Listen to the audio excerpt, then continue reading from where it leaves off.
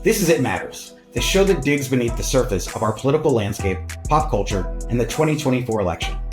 I'm your host, Michael Starr Hopkins. I'm a born and bred Washingtonian who knows the ins and outs of DC. I've worked with political heavyweights from presidents to governors and members of Congress. I also write for and appear on The Hill, The Daily Beast, MSNBC, and News Nation. Now I'm bringing you prominent politicians and cultural icons, and the unfiltered truth. So buckle up and join me as we navigate this crazy world together and look at the situations that matter the most. This is It Matters. Let's dive in. And today's guest is none other than former Trump press secretary, Sean Spicer. Sean, thank you so much for joining the show. I'm so excited, Michael. How are you, man? How you doing? I'm great. It's been a fun week and, always exciting. So never boring these days. Never boring. I mean, for someone who started out kind of at the beginning of the Trump administration, it's got to be wild to see kind of where we are now, from inauguration in 2016 to now we're at like Trump trials. What's it like? You know, it was funny. I was having this conversation with somebody last night where, and I know this sounds like sort of like the old man issue, but it was like, I was thinking about it. Like, if you think that campaign cycle really started in earnest in 2015, and I'm like, it's almost been 10 years. Yeah. And they were talking about the fact that they have a kid that's, they were saying a sophomore in college, and they were like, my kid, and I doing the math. And like, you realize that this is, and you realize 10 years, my kids are 13. Mm-hmm. And you start to think at the beginning of that cycle, they were 3 years old, and now we're, touring high schools. You got teenagers. Ooh. Yeah. And so anyway, it's just, there is a lot we realize the span. And I was there for, obviously, this is my 30th year in politics. I'm my first campaign in 1994. And no other period has felt like it's, even for the 8 years of Bush. I don't think I ever thought about it from like that block, but I think because it wasn't like you had 8 years of Trump and then it was over, mm-hmm. because no politician has stayed in the limelight, in the spotlight, the way that Trump has. And this is like, I think it's just so fascinating because for so many people, like, to the point of my kids, they've known nothing else than Trump, right? I mean, like mm-hmm. every day of the week when we're having breakfast, it's, there's something about the president on the news.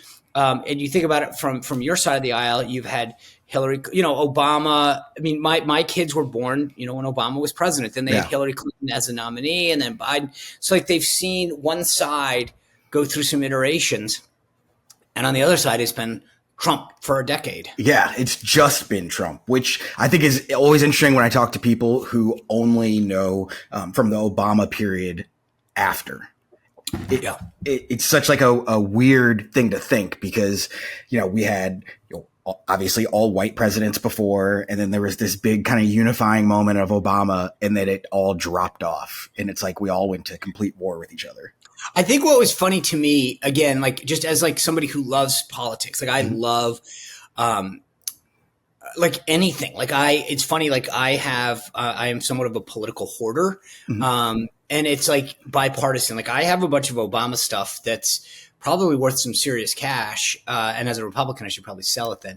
But no, you got to pass it down to your kids. It's generational wealth.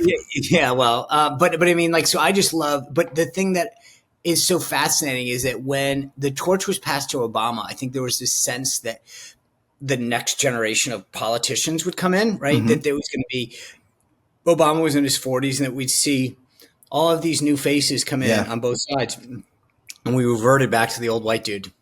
It's just gotten the same generic old. I mean, we've had like this, iteration of Marjorie Taylor Greenes and AOCs and kind of like that young establishment. But yeah, at the top of the list, there really hasn't been kind of any young breath. But the thing that's funny to me, again, as a student of politics, is whenever you bump into somebody, and I see this a lot of times where people say, I can't believe these are the choices that we have. And I'm like, this isn't like it just happened. Like, They won respective contests. They did this. Like, and that's what I find fascinating sometimes is that people act like it didn't, like there wasn't a role for the people in this. They chose Joe Biden. They had countless options on your side. and then said, no, let's go with the guy that's been doing this for a long time. On our side, I think I get the Trump appeal in 2016 because age wasn't a factor, and there was a uniqueness. And frankly, after 8 years of Obama and McCain and Bush, there was a sense on our side of something like something new and different that needed to happen, of sort of our Bernie Sanders moment, if you will. But it is fascinating because the one thing I will tell, like, especially people who are, bemoan this cycle, is it's like it's over.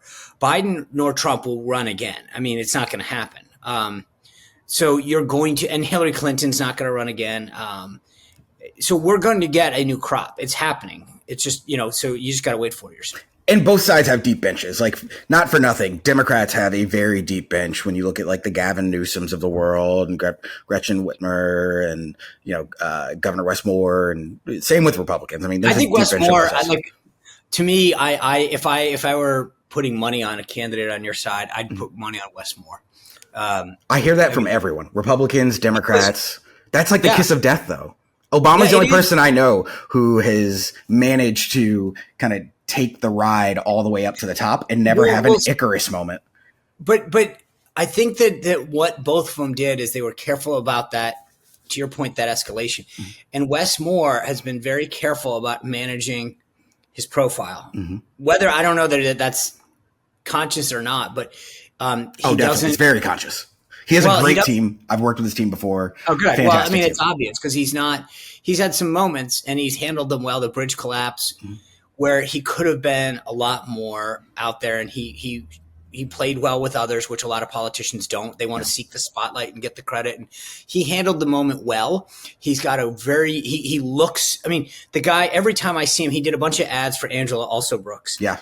And like, he stands out in those ads. The guy's got a great, like, just from a physical, this is kind of odd to say, but like, no, but it's true. He's got a presence. That's actually the word I want. Yeah. Like, if you see him, you're like, dude, the guy, he looks He's a good looking guy. He's physically fit. Like, he looks the part. No, we talk about Trump all the time in casting. Like, he is casting. He doesn't wear the tie. He's got he plays the casual thing well. He comes on like that's where I'd put my money. And I think it's going to kill Gavin Newsom because, like, Gavin Newsom has been like, he's wanted this forever. Oh yeah, dude, that guy. It's so. And let me say, I'm a Gavin Newsom fan, but like, really? I think he takes it to Republicans in a way that Democrats don't usually do. I think he kind of reminds me of a little bit of an old school politician, but who understands the new social media landscape. Like, he is what I think Democrats are shifting towards. The only problem is I feel like he just wants it so bad, though. He wants it. It's so obvious. And it's also, I feel like when he talks, I feel like he's a wind-up doll. And I know the new phrase is he sounds very Chat GPT. Yeah. But it's always like he's got the perfect, and I don't know how many people still want the perfectly fine-tuned politician anymore. And that's why I think Wes Moore comes off as much more, the level of authenticity out of a Wes Moore is so much greater. Yeah, it doesn't seem rehearsed, and does seem like a level of rehearsals with Newsom. I want to talk about your background, though. How did you get into politics? What was like your inspiration for? Yeah, it was sort of accidental. I always tell. I mean, I went to college as a Japanese language major, and I know that sounds funny, but part of it was it wasn't because I had an affinity towards studying Japanese language. We were very, I would say at best, a middle-class family. And those were during, my dad sold boats for a living. So we had good years and bad years. And, this was in the late 80s and Japan was on the ascent. There were mostly Asian. If you spoke Japanese in the business world, it was, you were a Japanese person doing English interpretation. Yeah. And there was this sort of mentor I had that said, I'll tell you what, if you can be an American, a native English speaker that can speak Japanese, like you'll go write your own ticket. Yeah.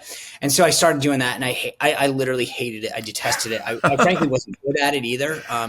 But I took a government course. I loved the intellectual awakening that it gave me in terms of the role of government. And then I started to get involved in campaigns. I volunteered in the Connecticut State Legislature. And I found the thrill of it exciting.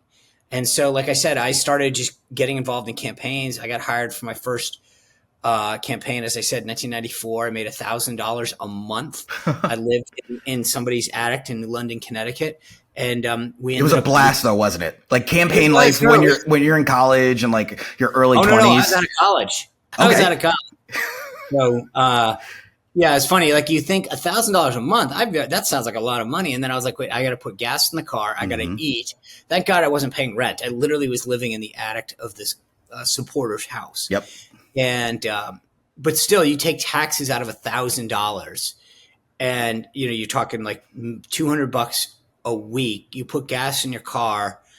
You eat, and you're like, okay, I don't have any money. The math and math.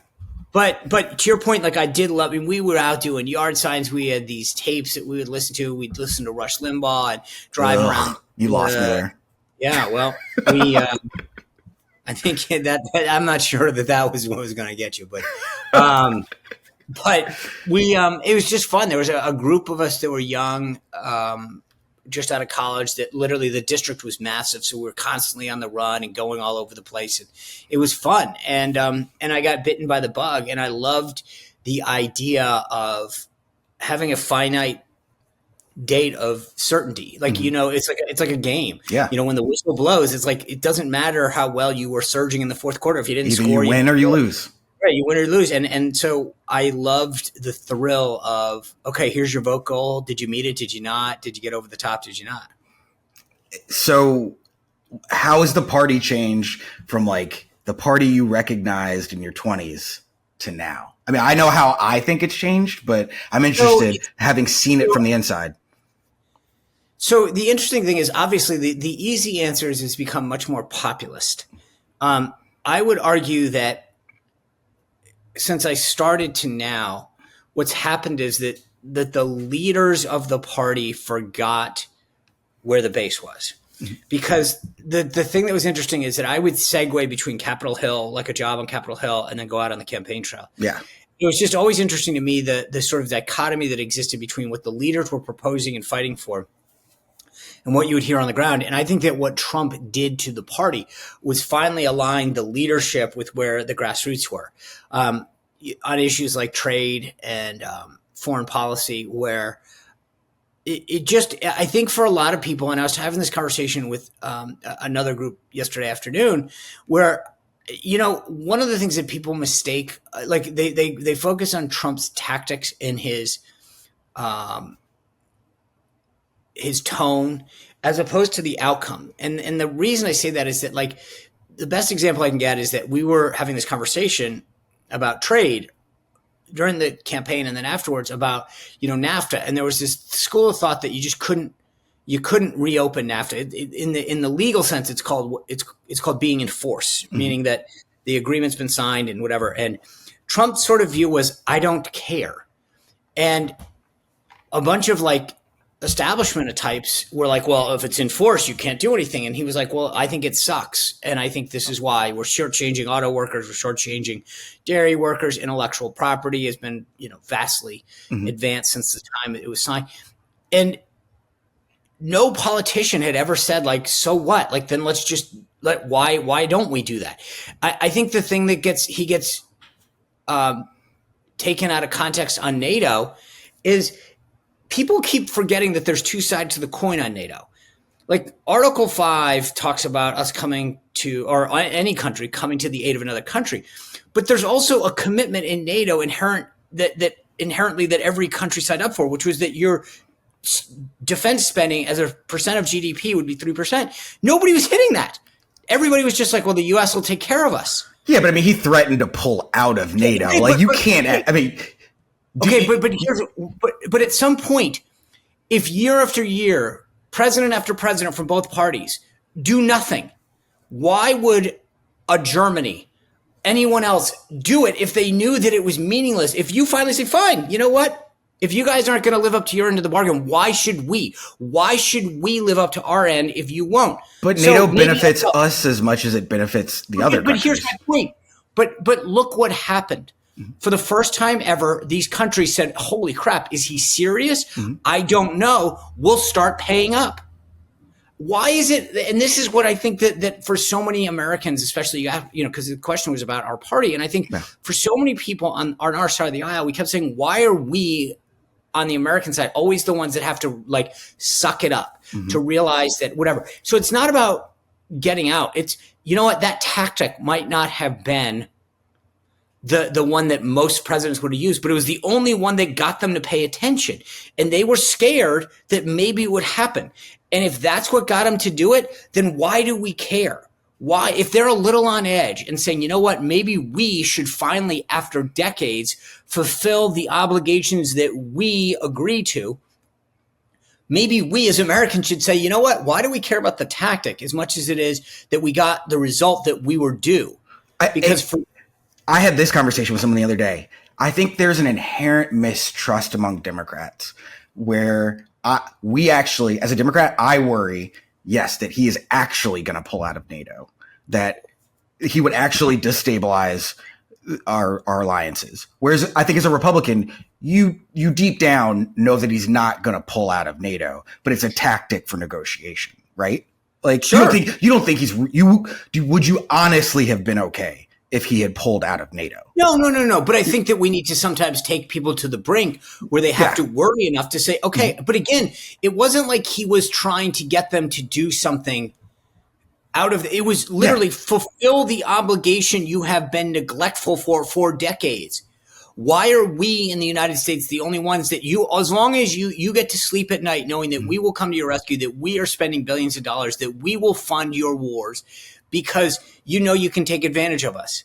But at some point, look, it's sort of like if Barack Obama had done that, I think I would have probably been okay with it, if we're being honest. Because at the end of the day, I would have trusted that Barack Obama wasn't really going to pull out of NATO. And so that's what I'm saying. Like, I think that a lot of like things like this come down to like trust. Like, do you actually trust? This isn't a dig at Obama. This is a dig at all politicians. The problem is whether it was Clinton or Bush, no one did it. Yeah. No one actually did it. And I think this is the point, is that for so many people on our side, I think there was a sense of, we're tired of being told, here's what we should do, but here's why I can't do it. And what's he like behind closed doors? Like pretty much the same. I don't know if that's a good thing or a bad thing. Like, is he, I mean, you hear during the trial, some of the staff members have gotten up and talked about like what a nice, thoughtful guy he is, which is so different from what you see in public, like just the abrasive, kind of mean-spirited demeanor that he puts off. Part of doing this show is like I want to talk to people who intimately know the people that we're kind of learning about. The answer I'll give you this is, I have been yelled at like I've never been yelled at in my life by Donald Trump. And I have been appreciated in some of the coolest ways. You don't ever question where you stand with Trump, right? So has he gone off? Like, I mean, I remember the first time I got yelled at, and I called another staffer. This is still on the campaign. And he was just, I'll just leave out some of the keywords. But they were like, oh, then you're fine. And I'm like, what? And they were like, oh, yeah, as long as he didn't say this, this, and this. And, 10 minutes later, sure enough, everything was fine. But again, there's also been, I've had a couple moments where some personal things happened in my family's life, and he was one of the first people that called. I've had some moments. I remember after there were a couple moments in the White House where he was just like, "You crushed it, you were amazing," and he was telling everyone. And so, again, I think there's what you hear is right in the sense that I've seen him comfort people like unbelievable. The Karen Owens, the wife of Chief Petty Officer Ryan Owens, who was killed in action on a mission that was going on while we were there. The way he comforted her and her family was, I mean, I was losing it in the back of the room. So the thing is, I think some people want to give you one snapshot. My point is that he runs the gamut. He can be unbelievably empathetic. The guy is funny as hell. I'll tell you that. A lot of it isn't PG. Locker room talk. Yeah, there's a lot of.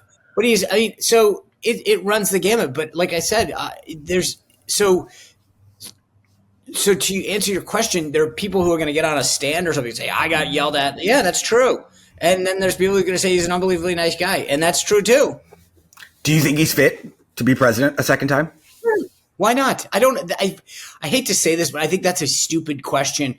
Unless somebody is like, is he fit? Of course he's fit. Well, I mean, okay, let's talk about January 6th. Like, there was an insurrection. Like, people stormed the Capitol.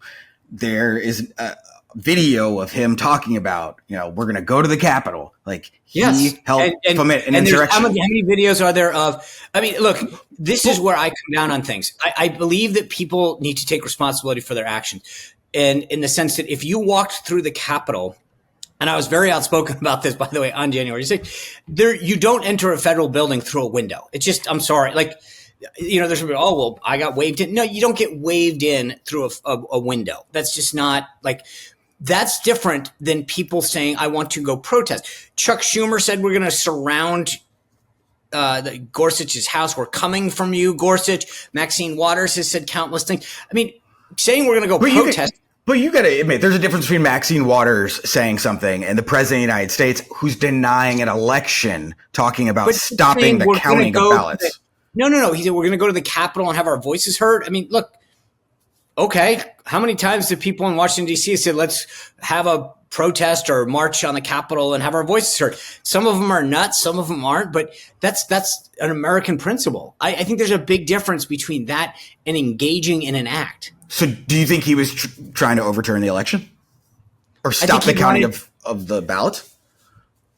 I think he probably did want to stop from everything that I've read, I think his goal was to pause the event and have some kind of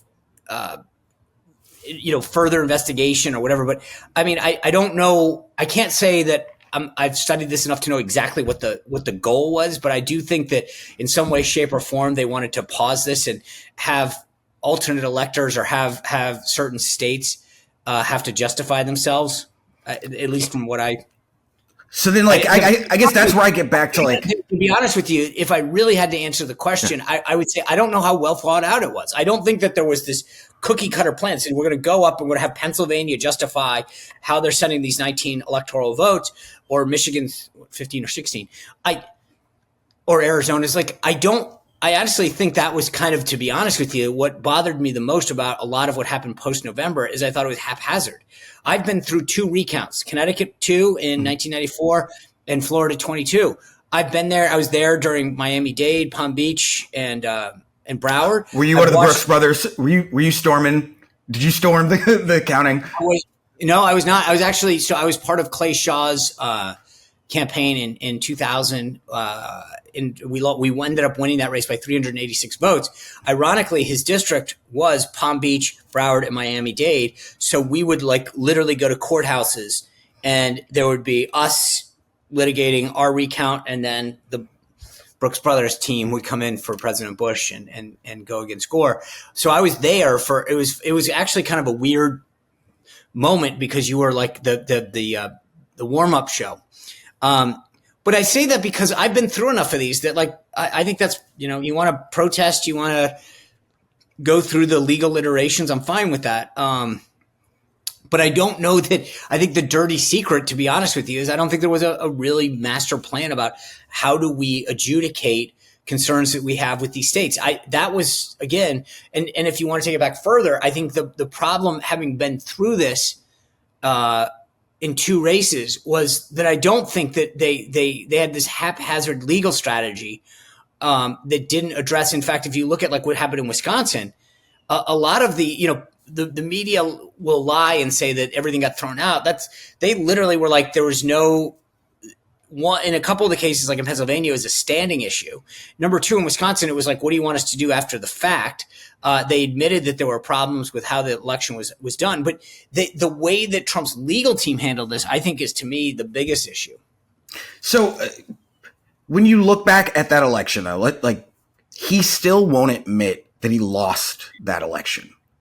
And so as we move forward into 2024 for the election, you don't have any worry about what's going to happen in terms of whether he accepts an election or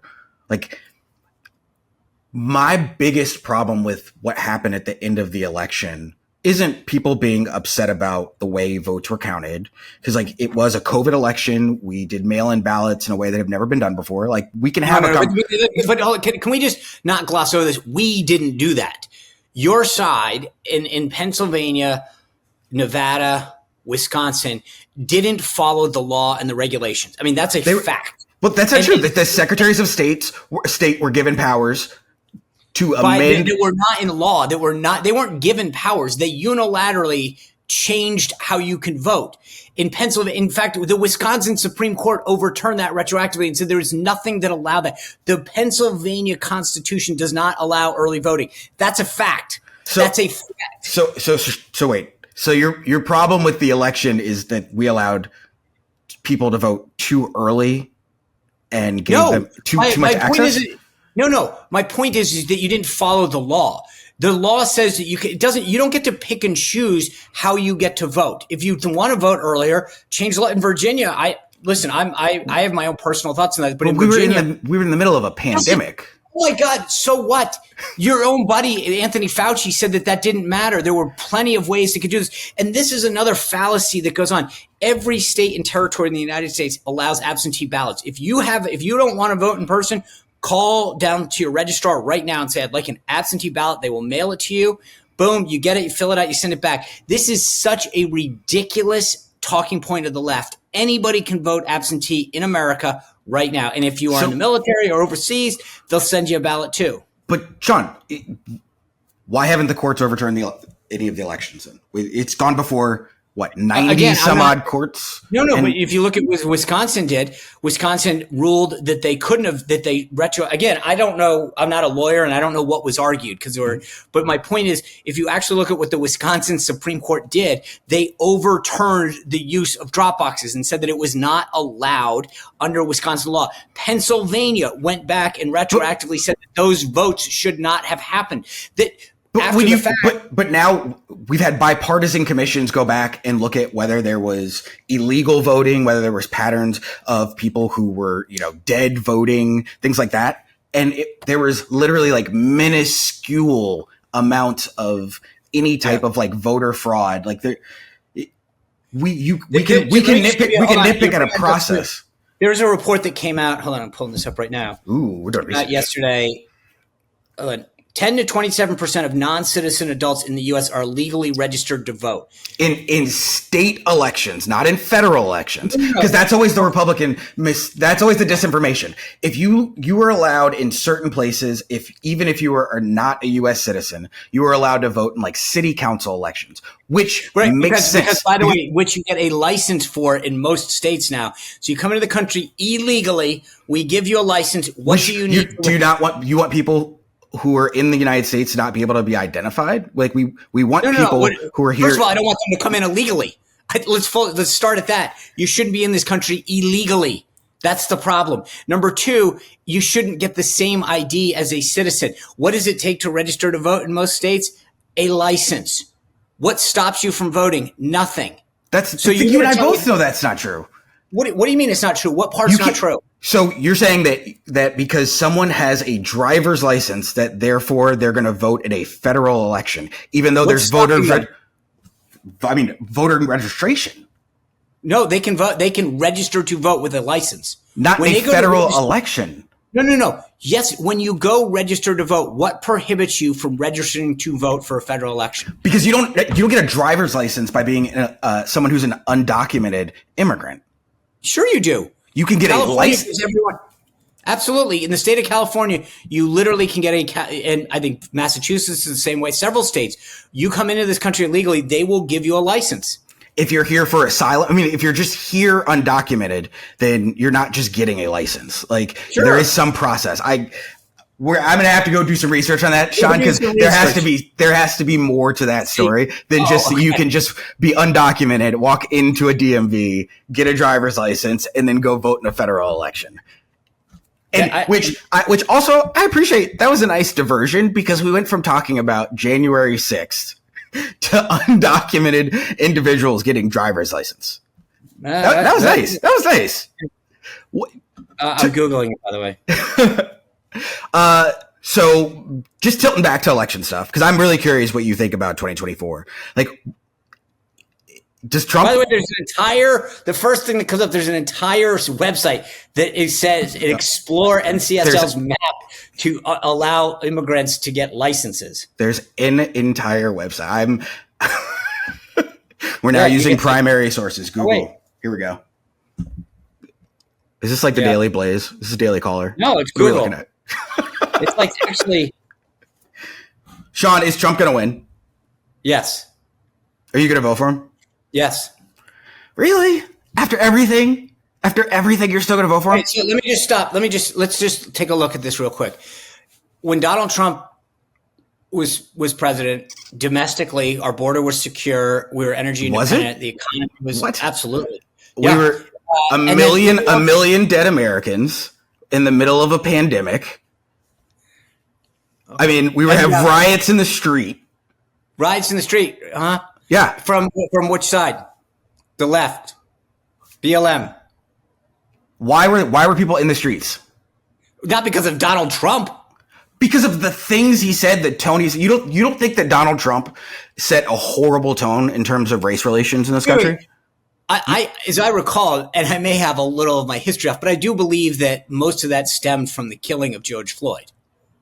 Which Donald Trump has called him a drug addict. Donald Trump had talked about the protesters being terrorists. He said he wanted to put the Insurrection Act in place so that he could kill protesters. Because of those riots and the destruction of property and the individuals that were hurt all over the country did not start because of Donald Trump. Sean, the man literally put the National Guard out against protesters and walked out in a church and held a Bible upside down. Like, you don't think that was terrible? Like, that's terrible for the country, for the tone. We're getting back to you talked about my pivot a minute ago. That's not why they started. They weren't in this Lafayette Park because of Donald Trump started a race riot. That happened well before. But so, getting off topic. Donald Trump had the opportunity to go out and have a kumbaya moment and say, you know what? We have problems with race in this country. We have a problem with policing. Let's come together and have a beer summit like Obama. And instead, he threw gasoline on it and racial terms. Okay.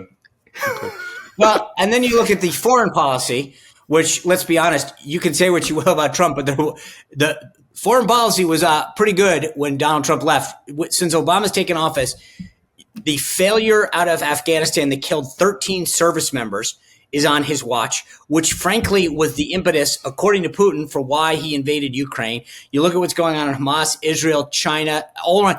None of that happened under Trump's watch. Trump moved the American embassy to Jerusalem, which is one of the things that led to the fact that we're now having Israelis and Palestinians have this huge conflict. I mean, the settlers, him ignoring the fact that settlers were taking over Palestinian land and enabling Netanyahu. Like, I mean, come on. The breadcrumbs are there. Say that. The breadcrumbs are there.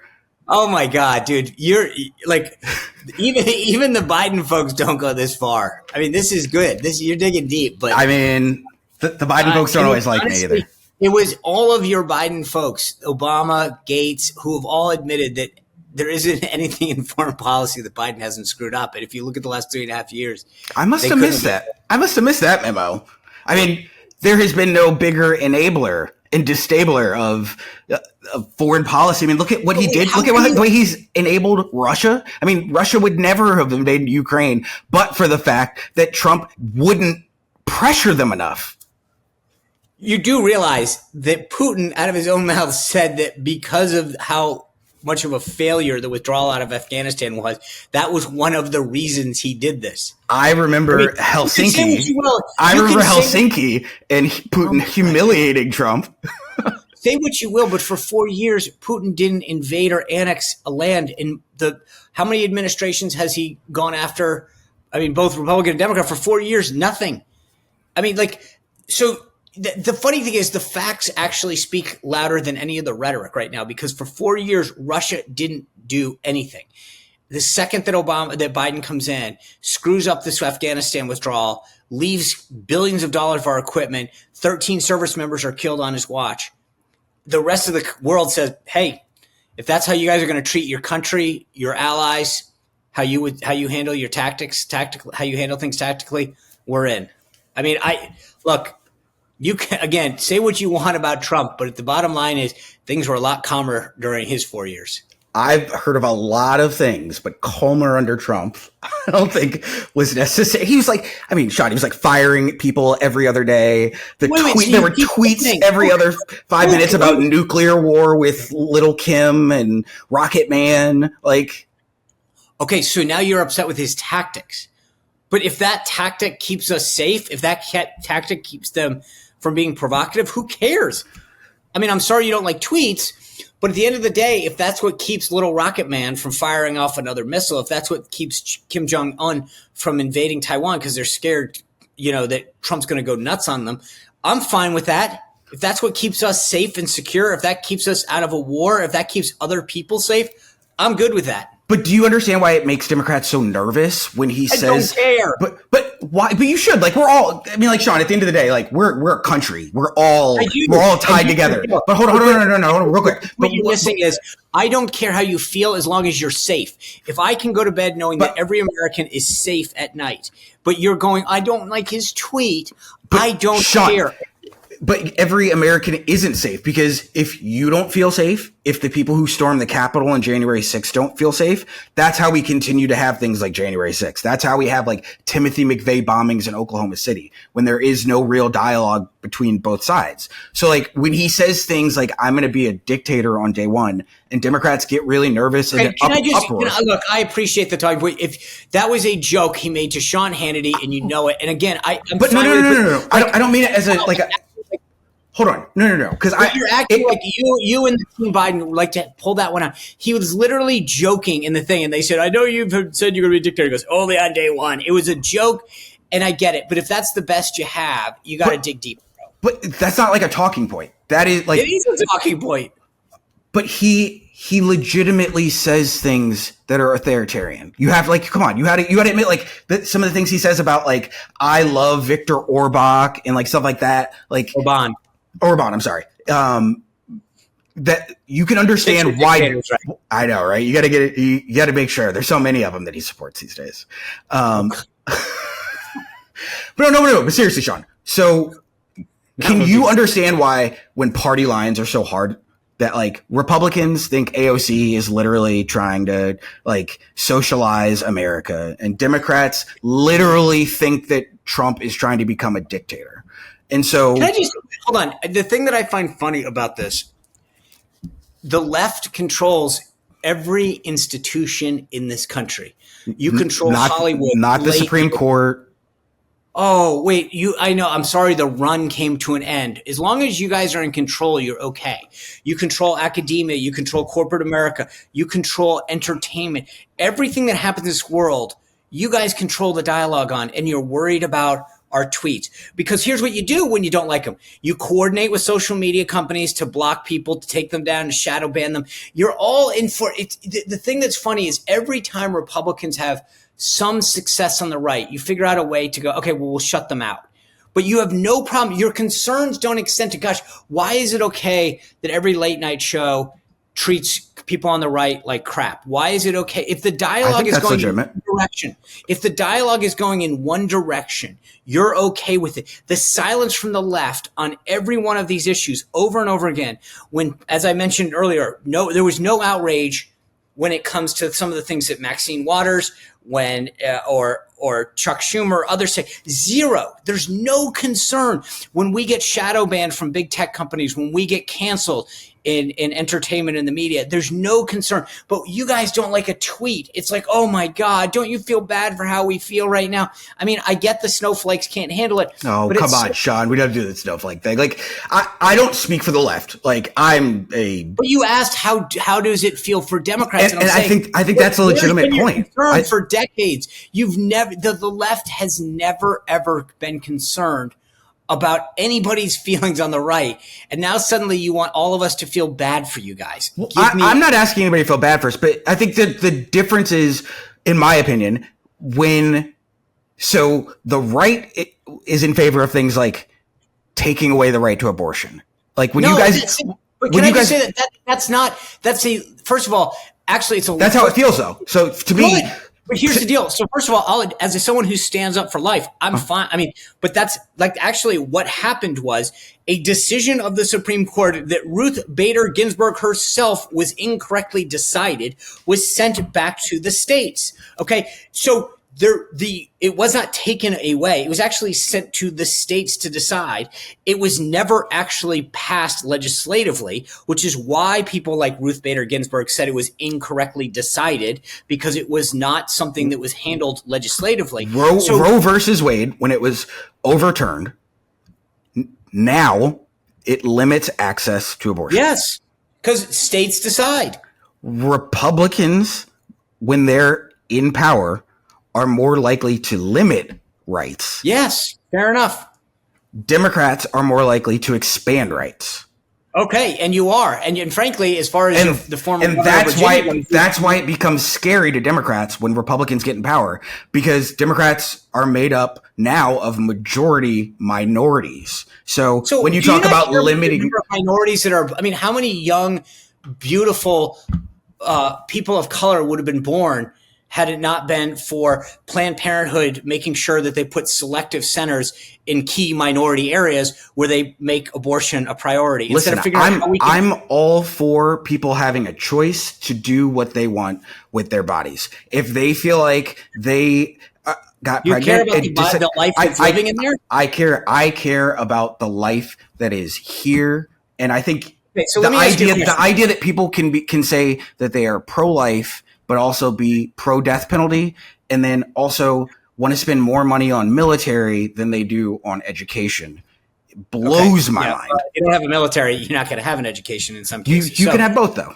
You can have both. Sure. There's no reason that our military has to be. Hold on, I'll just say this because I want to ask you another question. But look, here's the thing that people don't understand, for especially people who have not had an experience in the military. There are people who sign up to serve, to defend freedom so that you can actually live your life and exercise 100%. your freedom.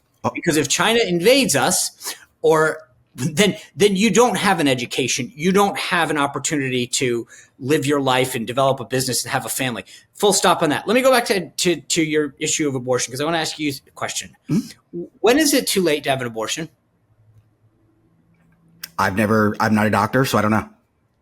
So, I mean, here's the thing that's interesting, because medically, a fetus is viable after the first trimester. Then doesn't that become a life that legally, under our Constitution, we must protect? I think that is a decision between a woman and her doctor, not a decision between the city council or the courts. Okay, fine. Don't you think it's inherent under our system of government that we protect life? Sure. Okay, so the individual that's helpless after an accident or because of like an aneurysm. But see, now we're using red herrings, because you can't. No, we're not. No, because an unborn baby is not the same thing as protecting a living individual. Like, that is not the same. It's interesting though. The funny part is you used the right word. I did because there's a time span through when it goes from an egg that's been impregnated to a baby that comes out of a woman. There is a long span. And it's a viable life at one point. I don't know. There are time periods within like a gestation or whatever you want to call it that it makes me uncomfortable. Yeah, I think there's a certain point where it makes me uncomfortable. But if a woman decides that because of there's an illness because of her life that she doesn't want to carry that to life, that's not for me to decide. Okay, but here's my point, though. This is what I'm getting at. You talk about how you feel. Yeah. How Democrats feel. I'm concerned that a helpless life that can't speak for itself, that is viable, is being terminated because no one is standing up for it. So it scares me when an individual gets to terminate a life because it can't speak for itself. So the funny part about this, you're viewing these issues and saying, don't you see how we feel? And I'm okay, fine. But I think there's an equal sense of, gosh, don't you see how we feel on the pro-life side that says there's a life that needs to be defended. There's somebody that needs to speak up for it. It's not a red herring to say that somebody who can't speak for themselves in a hospital that says, hey, this is a life worth protecting. Just because it's in the womb doesn't make it any less worthy of being protected.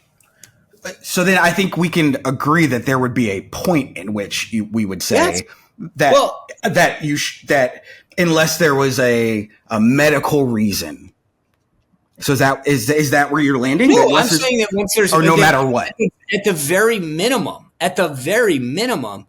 that viability should be the threshold.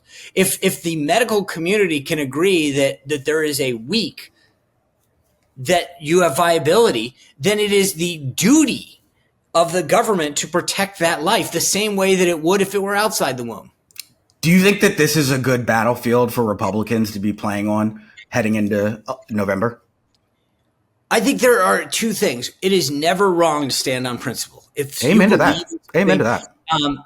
I think there's two issues at stake. One is, should you ever back down from doing the right thing and supporting the right thing? Absolutely not. Number two, does that mean that it is the politically good thing to do? Meaning, I was reading a story in one of the publications today about how AIPAC, which is the American Israel Political Action Committee, is doing all these ads attacking people, and yet X% aren't even dealing with Israel. And somehow that was a jibe against them. Well, they just are trying to figure out what's the most productive tactic to go after these people they don't like. So I think it was supposed to be a jab at them. And I was thinking to myself, well, they've realized through polling what the most effective issue. So from a political standpoint, which you're asking the question from, I don't know that in a lot of districts, that's going to be the best issue to campaign on. But because again, just look at polling, immigration, the economy are number 1, 2. So why would you campaign on an issue that doesn't resonate with the greatest number of voters that can affect the outcome? What advice would you give Republicans heading in? Would you tell them to just continue doing what you're doing? Or I think are there going to be some that have to separate themselves from Trump, like especially in swing states? Well, look, I think so first of all, there are very few swing states. There are swing districts. And I would argue, I think that, for example, Maryland, Pennsylvania, yeah, but I think Dave McCormick is a rock star. He knows. But look, number one, the first thing I'd say is be you. Be authentic about who you are, what you support, what you stand on. That's number one. Number two, understand where the playing field is right now. I believe, based on what I said earlier, that we have the advantage on key issues, the economy, immigration, and so play to that. And don't go down silly rabbit holes about issues that aren't going to sway the greatest number of voters. At the end of the day, you can't govern if you don't get elected. And so you need to figure out what is going to put you over the top, full stop. That's it. Larry Hogan just came out as pro-choice. So I don't know. I didn't know that he wasn't. Yeah. During the primary, he kind of shied away from it so that he could get through the primary. Do you think he stands a chance in that general election? I mean, Maryland's right kind of in your backyard. Yeah. Look, I think it's going to be an uphill battle. He's probably the only person that can win there as a Republican. He's like when Bob Ehrlich, Bob Ehrlich had been Bob Ehrlich. It's old school. Pulling that one out. Yeah. I think there's, Maryland's tough for Republicans, except for a couple of the districts out in the western part. And then you've got the St. Mary's district. Yeah. It's like Maryland 6 and kind of a couple other districts. In the second, maybe, you've got, the old Roscoe Bartlett one and Andy. Anyway, if anyone can win, he can. And I get it. He's not going to be a hardcore Republican or a conservative, but that's not where Maryland is statewide. So he has to do what he has to do to get elected. And as I said, I'll take any Republican over any Democrat any day of the week. What advice would you give Trump heading into November, if any? To the extent that Trump cares what anyone thinks, including me, I would say, look, focus on your record and focus. Like the more it's policy, the better. I mean, there isn't a person in America that doesn't know who Joe Biden is and doesn't know who Donald Trump is. In fact, I the other day somebody told me that it was 4% undecided, and I thought that was high. Yeah, I call bullshit on that. That being said, I think people, they know you, they know both, and you have a contrast of your administration with his. This is going to come down. Look, it was 70,000 voters over 3 states in 2016, and it was 42,000 in 3 states in 2020. you're not talking about a ton of people in a ton of states. So stay focused on issues that make the difference to people, and just drive that home. Now, again, he doesn't care. He's going to do what he's going to do. He's going to say what he's going to say. But I think if he can keep this focused on Joe Biden and Joe Biden's record right now, he wins big. What do you think? Look, I think both of them have a floor of about 225 electoral votes, but I can play out a scenario where each of them gets to 315, 320. And so this will, because there's that much. I mean, you think about it, state of Michigan was 10,703 votes in 2016. Arizona was 11,000 votes. Georgia. I mean, so like this is a get out the vote effort on both sides. And that's what I'm saying. I mean, you can turn these guys out and you can fold it one way or the other, but that's really all this is. I think Michigan's a bellwether state. As Michigan goes, the whole election goes. Just given the makeup with Muslim community, urban, suburban, rural, it's got a little everything. The thing that I think is interesting is there are these X factors now, like this Hamas, like how young people and Arab Americans in Michigan that are particular to one candidate or another. In that case, obviously Biden. Yeah. And so it's a bellwether, but there's also like LNG is a big issue in Western PA right now because of some of the Biden policies. And so like there's these niche issues that in the battleground states that I think will be interesting to see how they play out. Because when you're playing on the margins the way they are, it doesn't take much. Are you nervous at all about what the country looks like post-election, whether Biden or Trump wins, given just the tension, how angry people are, how afraid people are of each other? Yeah. I mean, I am, because I look at college campuses now. The thing that actually does scare me, and I don't know about you, but I remember growing up, like there was always this sense that like if there was a fight, right, that somebody might throw a punch and then they pull you back and be like, all right, Michael, like, then you go, the violence that I see now where people are like going to pulverize somebody, and the idea of it's like, that scares me, that you watch these videos on social media where someone's just kicking the living crap out of a teacher. And I'm thinking to myself, when did this start? When was it okay to whack someone with a pipe or whatever? And I just, that's what worries me, is that there's no line anymore. I always felt like there's a line, like someone might give someone a whack outside of a bar or something like that, but they knew that like you don't go any further, you walk away. Now people walk back and they're like, people are looking for an excuse to fight now. But it's also, it's not even just that, like I said, maybe it's just too much social media videos, but which I would be guilty of. But like, I feel like that you see these things on the subway or whatever. There's all these stories about people walking through New York and just getting whacked in the face. And you're like, that's just not normal. Yeah.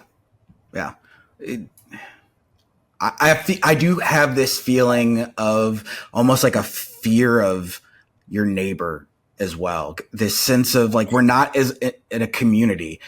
If 9/11 happened again, it doesn't feel like we would have the same kumbaya reception anymore, because it feels like we're so divided. It feels like this. Well, I think it depends on what the attack. I mean, I get your point, because I'm with you. I had this conversation, actually, some colleagues of ours on set, where we were talking about what would happen, and I do think it's different, because I think that each side would point at the other, who's to blame. Yeah. As we just close out, is there anything that gives you hope about our future? Well, I think in some ways, yes. I mean, I like the level of participation and engagement. So that's good. I think how it manifests itself going forward. And I think, like I said, the problem I have is that, like, I don't think that people fully appreciate, like, as somebody who's been an active conservative going back decades now and through college, like, somebody put it to me this the other day. I don't think people fully appreciate how long people on the right have felt like their voices have been muffled.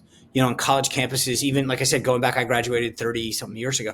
Like it was just, you were still considered a minority. You were, not, it's always been that way. And like, again, you think about Hollywood, big tech, corporate America, there are people now who voice themselves, and I got involved in school board educations, and then people are calling their employer and telling them that, they shouldn't be employed at that particular place. And that's just never happened. And it all goes in one direction. And I think that's what worries me the most, is I don't think that there's an appreciation for what happens for people who are on the right. I remember after the 2016 election, we sat down with all the big poobahs at NBC, and they're like, well, we missed it. We never really got out of our bubble. We need to set up these pop-up bureaus. It's like they ignore, like they treat, I think, people who are on the right as like zoo animals that they should be petting and observing from afar.